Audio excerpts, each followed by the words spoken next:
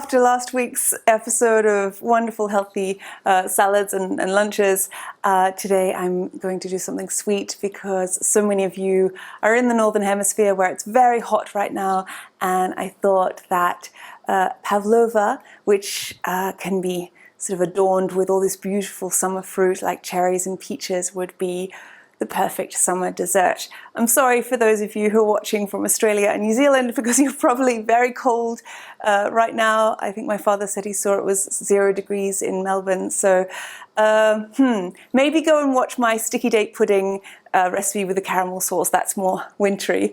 But this is an Australian classic actually, and yet it's not actually one of my favorites, I have to say. Like, it's not something I make often. My grandmother used to make it, but I think it's because I shouldn't be speaking ill of Pavlova when I'm about to make it, but I suppose for me, and you know I'm a big dessert person, I absolutely love sweets, and I just like more texture, and a meringue on its own to me feels a bit one-dimensional. However, I'm going to do this Pavlova with a lemon curd. The other thing is, meringue to me, I just think, oh, saccharine, like very airy, kind of overly sweet, something kind of almost commercial, like you can get the meringues bought at the supermarket, but I want to make it feel very homemade and add a bit of tang in there with the lemon curd, which I think will balance out the sugar. And also, I'm not a fan of like just a giant dollop of cream, but what I'm going to do is mix it with some mascarpone, which I think gives it a bit more body and makes it, well, at least for me, it mixes up the textures, and then add lots of fruit because I like to have, I'm going to add peaches and cherries. And what else? Oh yeah, and then I have some mulberries as well in the fridge. It is very hot outside, and I'm so excited because this is the first time ever that I am filming with air conditioning on. And if any of you have followed the Renovating a Ruin series, you know, what did it take? I think a year and a half or 2 years or something for us to install air conditioning in a lot of the rooms in this house. It's a very old stone country house in Tuscany, and in order to get holes through the stone was an absolute nightmare. It literally took a year. They did it and they got it wrong, and then my husband was really stressed about them sort of basically making the walls collapse because they were just struggling so much to get through the thick walls. And now we finally have air conditioning and we have it in the kitchen, and it's such a luxury. I'm so excited. I associate cooking in summer, whether it's actually in Australia, because we never had air conditioning in our family home, or here, I just associate cooking or baking in summer with me like dripping in sweat. And now I feel just lovely and cool, and it's actually great because I don't think that whisking all these eggs is going to be easy work. It's as usual. I love to just do everything the old-fashioned way with a whisk, and most people will use a stand mixer, but I don't have one. I don't know, I don't like having all these appliances, and I like to know that you can just watch it and go slowly. And with a whisk, I feel like I have that freedom to just go gently and make sure your eggs are not going to split. And sometimes with a stand mixer, people can overmix things like a cheesecake or something. You can overmix it.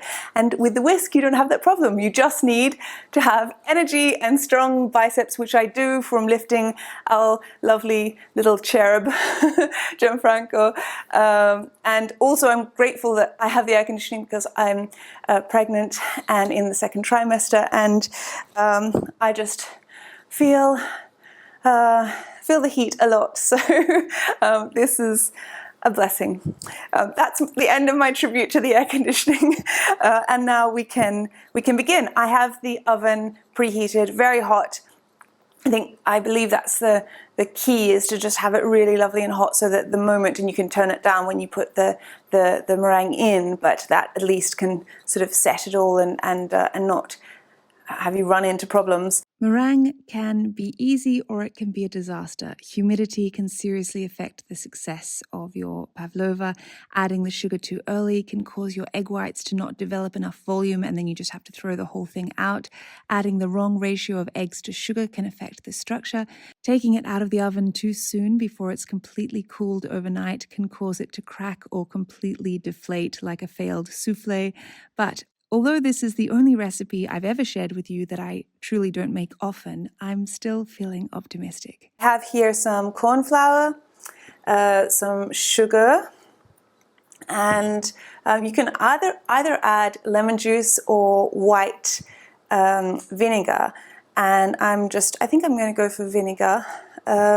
Yeah, and I think we begin. I like to have the eggs at room temperature because it makes them easier to whip. I might just tie my hair up because otherwise you will all be saying, ah! What? Okay, ready to go. So let's begin separating the eggs. I think a good tip, see this look, even though it's been washed, it's been hand washed and it might just have, might not be as clean as we would like it to be. So it's very important with whisking eggs that you, with whisking egg whites that you have a clean bowl. So I'm just going to rub a bit of vinegar around it just to make sure that it's squeaky clean.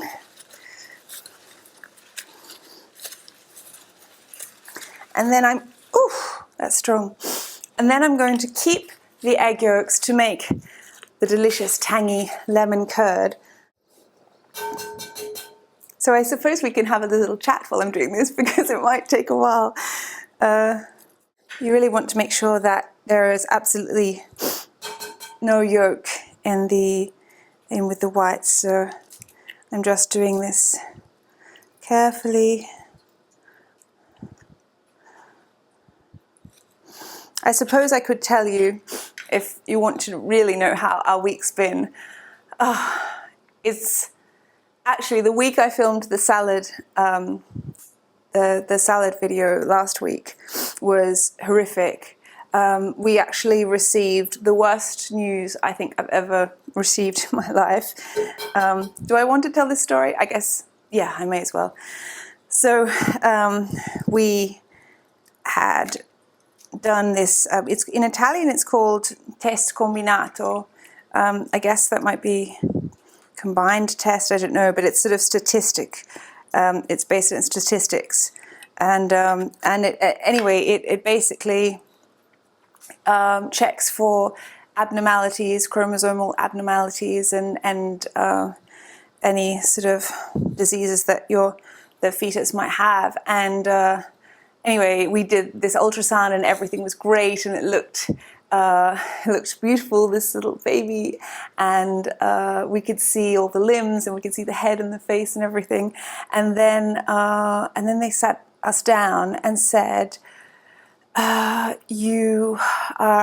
did all the calculations and they said you're high risk and your baby or the fetus has something which basically is not compatible with life. And they said that even just thinking about it makes me so emotional, because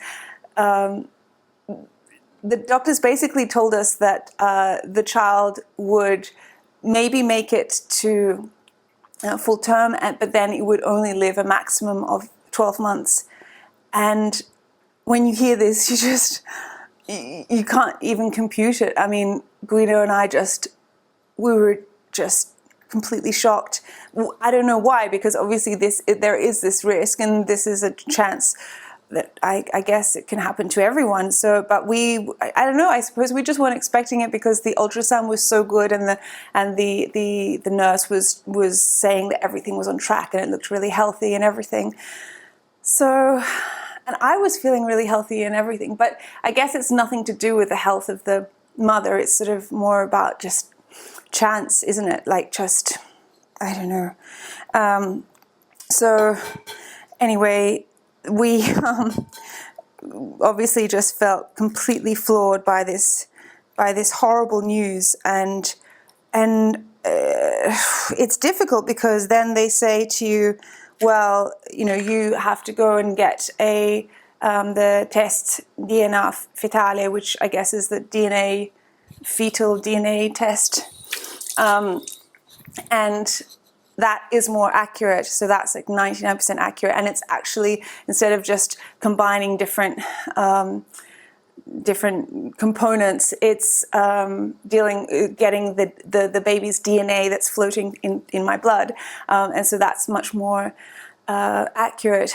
And we had to wait to get that test, and it was just so awful. I mean, I just cried myself to sleep, and we didn't know what to think. You tell yourself not to jump ahead and start thinking about the worst case scenario, but we'd kind of been told that it was I was high risk. So it wasn't like, oh, there's a small chance. It was like, no, there's a high possibility of this. So we had to then wait for this DNA test, and we had to wait. We got the super package where it tests for, I think, 42 different diseases and or chromosomal abnormalities or whatever they call it, and then after an excruciating week, and actually it was really cathartic for me to just film last week's episode, because I thought I was so sad. I wasn't even sure if I could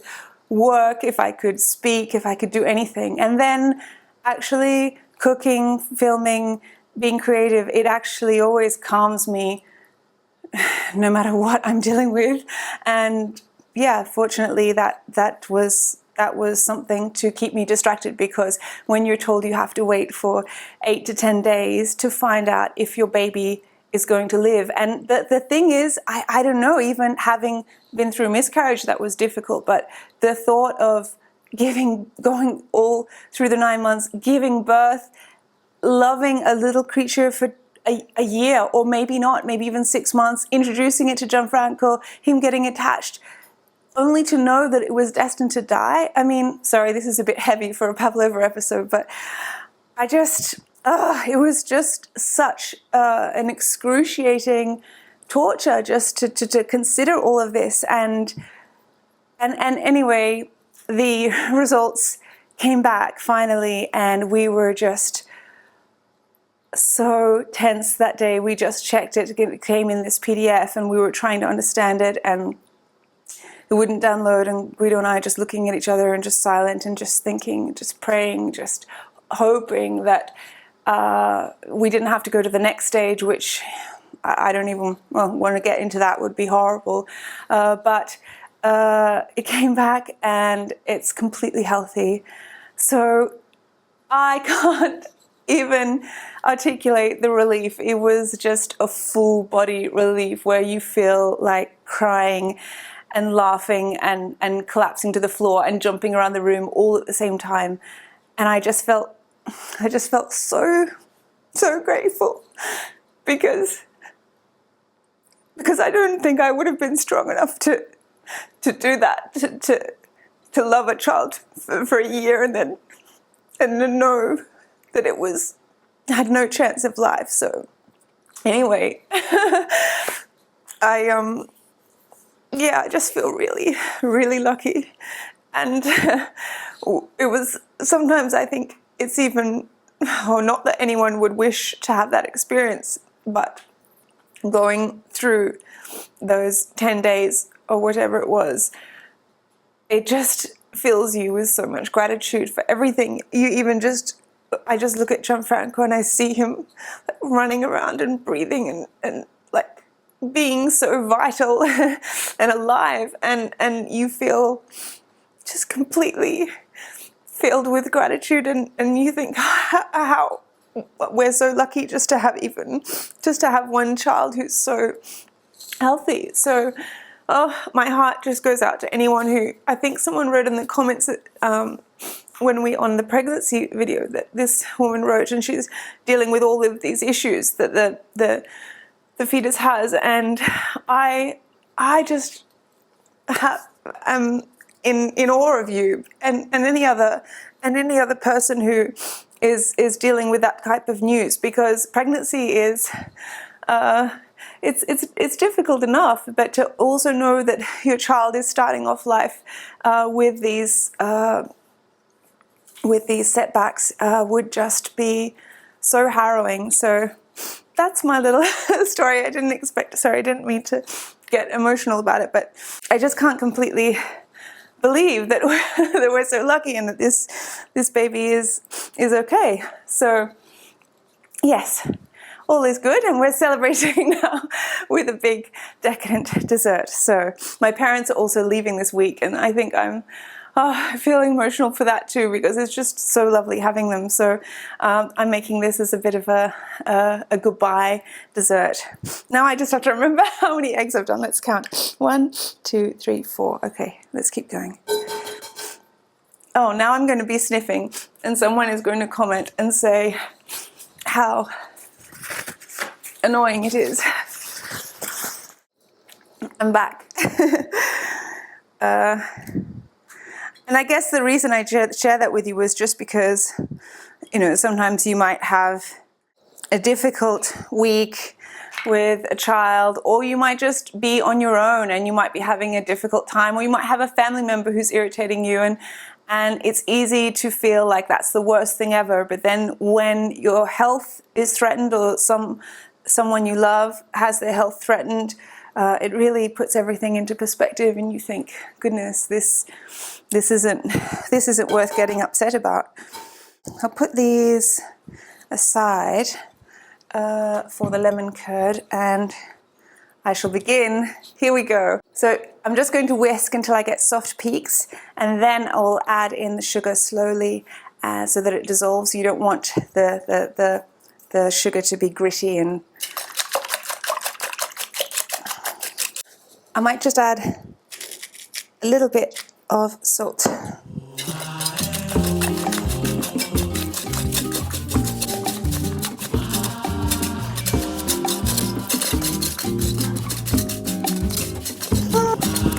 Yeah.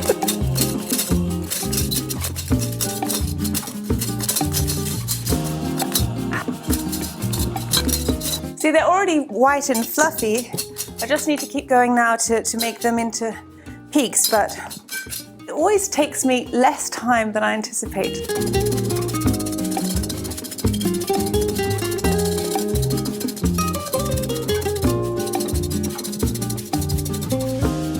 One of the things with whisking that a chef in Rome once told me, he said, just remember that you're not just mixing it around, you want to push, sort of what you want to pull air into it. So you've got to sort of get that motion where it's like you're sort of whipping the air into it rather than just sort of mixing like you would just be stirring.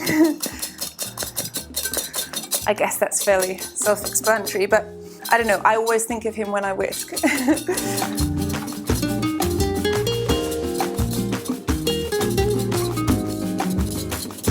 Another thing I'm super grateful for in terms of the renovations is the pool. Now, that I'm pregnant again, and last time I was pregnant, oh my goodness, if some of you remember, the whole house was filled with dust, with plumbers, electricians, builders. I mean, we couldn't go anywhere without there being mess and concrete, and just everything was chaos. And I had pelvic pain and guest staying. Do you remember that? Oh my goodness. Do you remember when I baked that cake and then they found a hair and they left it bleeding in the fridge over my cake? Anyway, do you remember all of that? And then we had 42 degrees or something, which was so challenging. And then now I was just swimming this morning in the pool and thinking how wonderful, because obviously you want to keep exercising while you're pregnant, but sometimes walking out in this heat is just even quite dangerous, because you can get overheated and faint. So the swimming for me, being pregnant, is just so beautiful and so easy. I'm very grateful. Yeah, and obviously they were working on the pool as well, and that was just a big hole of mud. So It feels amazing now to be here in the second pregnancy with a cool kitchen and water that I can just go and dive into outside. It's what everyone says, is that, you know, if you go through a really arduous time with a renovation, I feel like it'll just make you forever grateful for everything in the house that works or that is comfortable.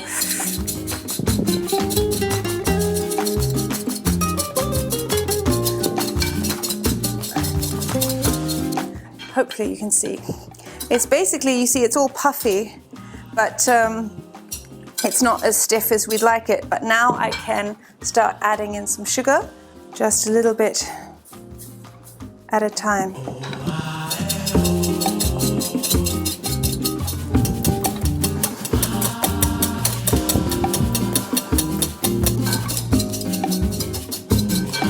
Then it will start to get glossy and voluptuous, and it's lovely to sort of watch it happening very slowly and think, yes, it's working, it's all coming together, and then we can shape it into this beautiful dramatic form, which I love. A dramatic dessert. I think I love something that sort of visually makes, when you bring it into the room, people are like, ah.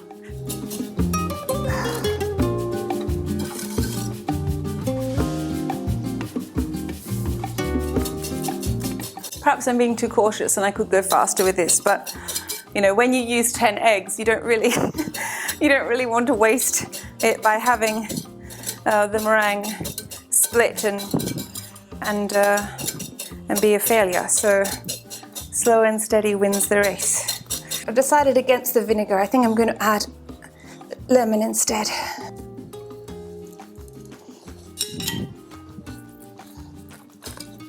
Oh, look at that. Beautiful.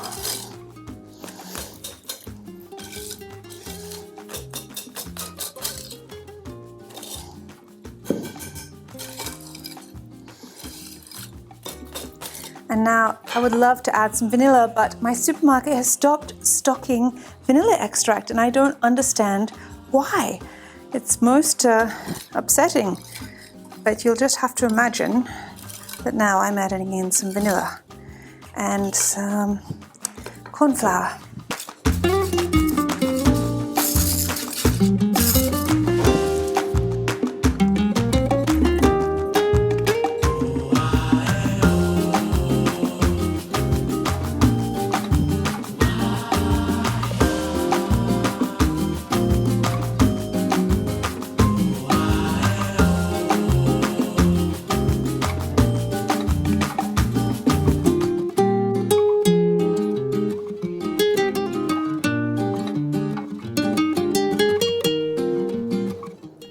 Sort of want to create a bit of a nest. The sides come up a little bit higher.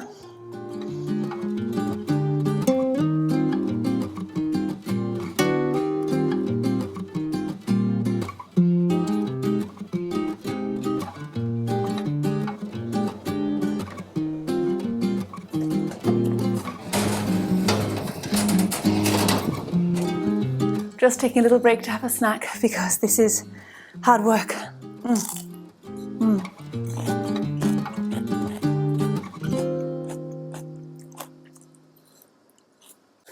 Okay, I'm exhausted, but the meringue is in the oven and it's looking amazing. I can't wait. The key is not to, oh, there's sugar everywhere. The key is not to take it out of the oven after it's cooked. I'm cooking it on a very low heat for about 2.5 hours, and then I'm just going to leave it in the oven overnight and sort of assemble everything tomorrow because Guido's in Florence and I want him to be able to partake in the dessert as well. Oh my gosh, there's so much sugar everywhere, but you can't see that. So now we're going to do the lemon curd. And I want 4 lemons, which I have here from our tree. And I will start, oh no, I need my zester. Okay, I have my zester, so I'm just going to use like a very heavy pot so it cooks nicely. And I shall just start zesting. As you know, if you've seen any of my recipes, I just love lemon. I love it in savory dishes. I love it in my desserts. I particularly love it in summer when I feel like a lemon flavored dessert is a lovely way to cleanse the palate and just cut through any saltiness you've had in the main meal. And it just leaves you with a lovely light, tangy feeling that is perfect for summer or spring. Again, sorry to the people in the Southern Hemisphere who are not in summer right now. I'm just like watching the meringue, hoping it's okay. Some people strain out the zest after making lemon curd, but I like it. I don't mind a little bit of texture. I think if you roll your lemons before you juice them, there's so much more liquid comes out. And you just put all your weight on it. It's going to be so hard for Gianfranco to say goodbye, or rather it'll be hard for my parents to say goodbye to Gianfranco, and then in the months afterwards it will be hard for me to wander down to the little cottage where they stay on the property and somehow have to explain to Gianfranco where are nonna and nonno, and I don't know how to explain it,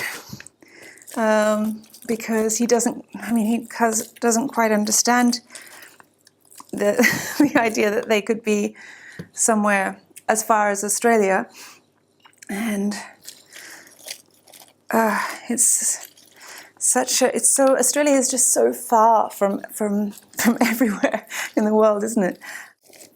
Of course, I'm sure we'll video chat, like we'll do video phone calls, and that's one way. I mean, that's what Gianfranco does with my sister, and in fact, he thinks that the phone is only to make communication with my sister, because we've kept him totally screen-free, except for the calls with my sister. So he doesn't watch any cartoons. He doesn't watch any YouTube. He doesn't look at any videos at all on our phones or on a television. And I think it's good. I was reading that like up until 3 years of age, it's just too much to see the flashing of different images, and I just think it develops the imagination so much more. Although, of course, if you're tired and trying to handle things on your own, of course you would want to just sit your child in front of some cartoons. That's just completely understandable. But we're trying, at least for now, it's easier for us because I work from home, and Guido almost, let's say 3 days out of 5, he works from home. And I've had my parents to help, so that definitely helps. But even when we were on the plane as well, I noticed like all the other children were just watching something on their phones, but we tried to just keep them entertained with different things. And it actually, if you start, I think, a child's sort of life with kind of cultivating that curiosity, and he looks for little games to play, and he finds his own little games. He doesn't need so much entertaining, even in the garden as well. Like he doesn't need lots of different toys. He just runs and makes a little game with leaves and sticks, or we go into the garden, into the orto, the vegetable garden, and it's a great thing for us because you can see that his imagination is just developing it at such a speed, and it's beautiful because he doesn't get bored easily, which is how I grew up. I mean, my sister and I, we were just always inventing things, inventing games, and inventing little things that we could do, even if we were on a boat or living on a boat. You don't have lots of toys, or you don't have room for lots of belongings. So we would just be in our cabin, just making up little games. And I think I think in the long run, probably now at this age, it's a lot more work for us. But I'm hoping that in the medium to long term, it will pay off. Because I remember with my parents, with my sister and I, they could take us anywhere and we would be so content. We'd never need entertaining. We would just always, we were so happy to make up our own play, you know.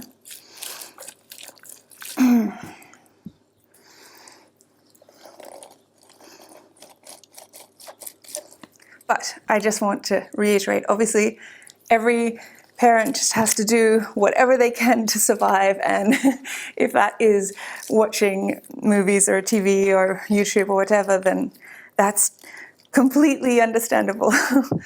This is just what we're trying to do, and we'll see how it progresses.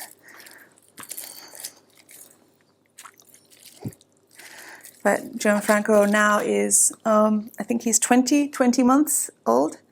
And so he will be 2 in October.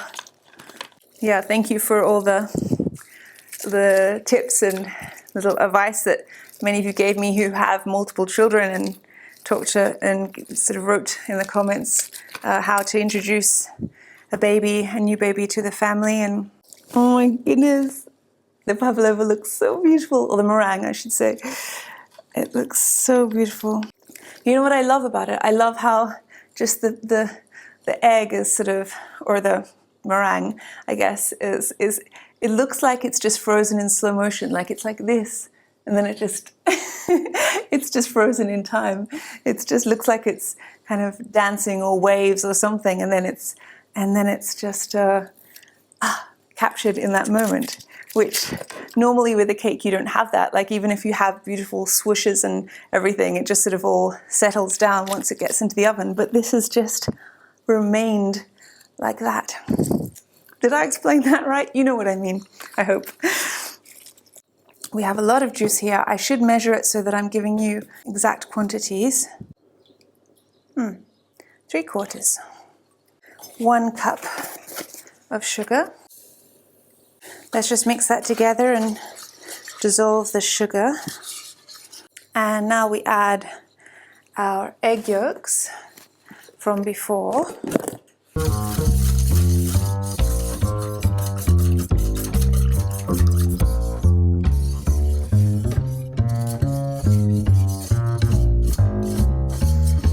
And then once this is thick, I'll add the cold butter and just stir it through. You want it to sort of be able to thick and coat the back of a spoon, and then you can just, that's hot, draw a line through it. These go in. The heat is off.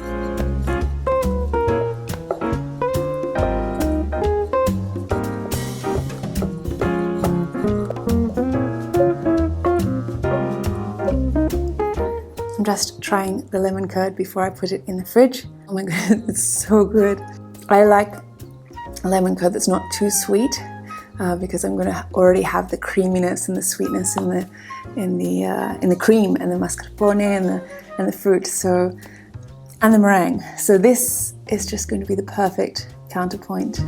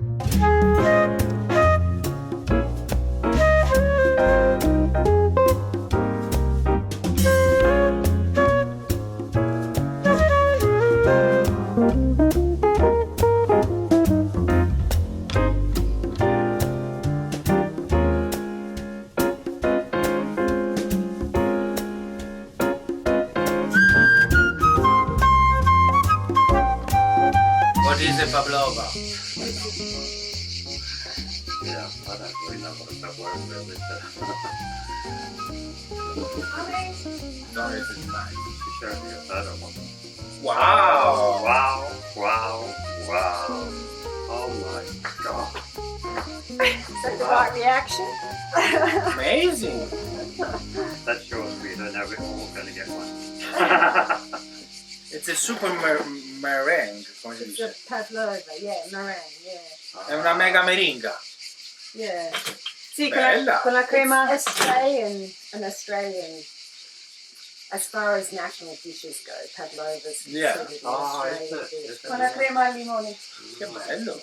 No, it is meringue, but it's not like I know a Mont Blanc in French. Okay. Good girl, it's like a birthday. Oh, it's going to be messy for sure. Ah, Can't be easy to cut. No. It's going to fall apart. Serve la paletta. Sì. No, questo. hard to smell. Wow! No, that's how it's supposed to. Oh, it's supposed to end up like a mess. Ah. That's enough. That's enough. There you are, Daddy. thank you. Oh, Hang on, don't touch it. No, you can touch it, Daddy. Go for it. oh no, no, no. Go for it, Daddy. In this heat, it won't last. Is it nice and light? It's not chewy. Well, it should be a little bit chewy. It is. Very good. Carly and I don't even like pavlova, so this is a real test to see if it's. Oh wow! Thank Actually, you. not like this pavlova. Well, I'm Vuoi not. dire a tuo padre che le ciliegie hanno il nocciolo? Non si See, fa più Daddy, there are seeds in the cherry. We'll find out. Just not break a tooth before intercontinental like a very long flight. Do Yay! you like meringue? Not really, but No, this looks very good. right. You did a wee. But this, yeah, the meringue is just the, let's say, The crust, yeah. yeah, the shell.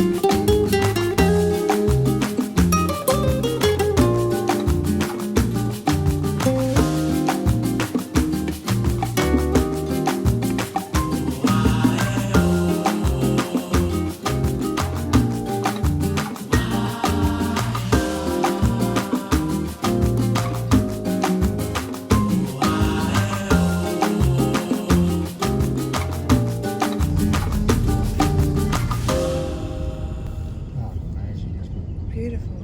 Oh, look at the birds.